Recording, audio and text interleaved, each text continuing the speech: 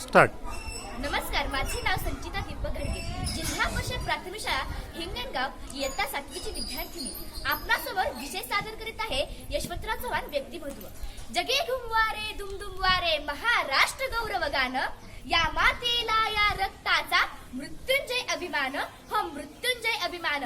उदात्त उज्ज्वल मंगल असा हा महाराष्ट्र महान, असा हा महाराष्ट्र महान. अशा महाराष्ट्र राज्यात अनेक शूरवीरांनी, क्रांतिकारांनी, देशभक्तांनी जन्म घेतला. माझा महाराष्ट्र म्हणजे एक पावन भूमीच. अशा भूमीत थोर महात्मे होऊन गेले चरित्र त्यांचे पहा जरा, आपण त्यांच्या समान व्हावे हाच सापडे बोध खरा, हो बोध खरा. खरोखरच या उक्तीप्रमाणे कर्तृत्वाला पूर्वजांचे स्मरण म्हणजे अखंड पेरणीचा झराच होय. त्यांच्या कार्यातून आपल्याला नेहमीच बोध, स्फूर्ती आणि मार्गदर्शन मिळत असते. या शूरवीरांनी महाराष्ट्राच्या जडणघडणीत अनेक प्रकारचे योगदान दिले. त्यापैकी एक थोर विभूती म्हणजे यशवंतरावजी चव्हाण होय. यशवंतरावजी चव्हाण होय. हिरे मानके सोने उदरा जय जयकार करा, हिरे मानके सोने उदरा जय जयकार करा. प्रिय यशवंतरावजी चव्हाण यांना माझा मानाचा मुजरा, यांना माझा मानाचा मुजरा. त्यांचा जन्म 12 मार्च 1914 रोजी सांगली जिल्ह्यातील देवराष्ट्र या गावी झाला. तसे पाहता त्यांचे मूळ गाव खानापूर जिल्ह्यातील ढवळेश्वर. त्यांचे वडील बेलीत म्हणून काम करत असत. अगदी सामान्य कुटुंबात जन्माला आलेले यशवंतराव चव्हाण वयाच्या 4थ्या वर्षी त्यांच्या वडिलांचे दुःखद निधन झाले. त्यांच्या आईने प्रतिकूल परिस्थिती झुगारून त्यांचे संगोपन केले, त्यांना शिकवले. कराड हीच त्यांची संस्कार भूमी व कर्मभूमी झाली. शालेय जीवन असताना ते स्वातंत्र्याच्या विचाराने प्रभावित झाले. त्यांनी ब्रिटिश सरकार विरुद्ध कायदेभंग चळवळीत सहभाग घेतला, तुरुंगवास भोगला. चले जाव या आंदोलनात सहभाग घेऊन भूमिगत राहून कार्य केले. म्हणून म्हणायचे वाटते, जग में जीवन वही श्रेष्ठ है जो फूलों जैसा मुस्काता है.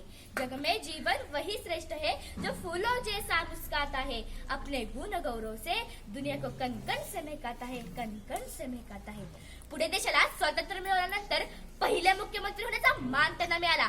त्यानंतर केंद्राचे संरक्षण मंत्री, अर्थमंत्री, गृहमंत्री व परराष्ट्रीय मंत्री पद भूषवणारे यशवंतराव चव्हाण यांनी आपल्या कार्यातून एक मापदंडच निर्माण केला.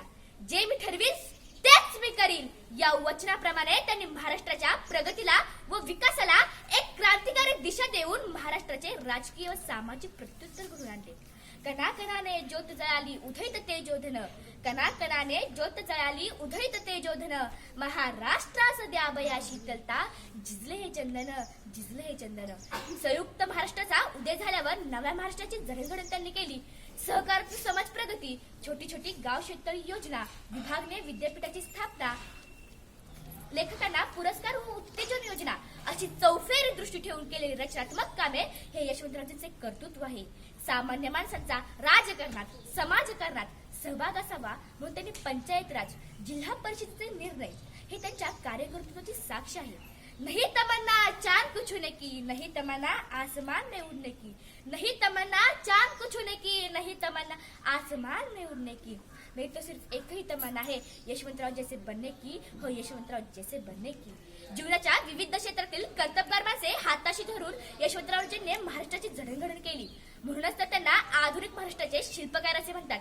भारतावर चीनने विश्वासघातकी आक्रमण केल्यावर देशातील एक कणखर नेता म्हणून संरक्षणपदी यशवंतरावांनाच बोलवले आणि त्यांनी आपली कर्तबगारी दाखवली.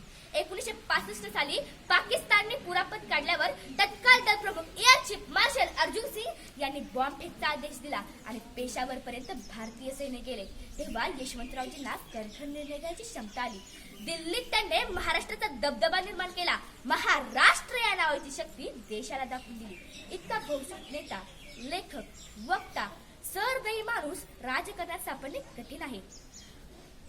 खरंच देह आपला नाही, ती आपल्या जवळ ईश्वराने ठेवली ठेव आहे आणि ती या देशकार्यासाठी खर्च झाली पाहिजे. यशवंतराव हा केवळ जीवन प्रवास नाही, तर तो होता देहनिष्ठ प्रवास आणि असामान्य कर्तृत्वाचा दैदिप्यमान इतिहास.